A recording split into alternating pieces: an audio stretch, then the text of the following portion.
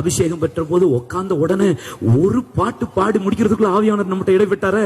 பைபிளை திறந்து முழங்கால நின்னு ஒரு அதிகாரம் வாசிக்கிறதுக்குள்ள கப கப கப கபன்னு கர்த்தர் இருதயத்துல பேசினாரு.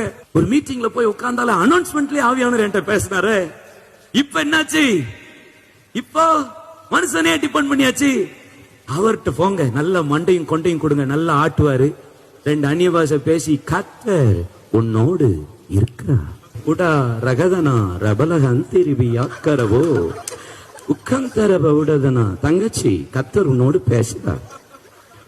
நான் இந்த நாட்களில் ஒரு டேட்டை பார்க்கிறேன், ஒரு ஏடிஎம் கார்டு நம்பரை பார்க்கிறேன். எந்த நம்பரு? எனக்கு எதுக்கு ஏடிஎம் கார்டு நம்பர் இருக்காங்க?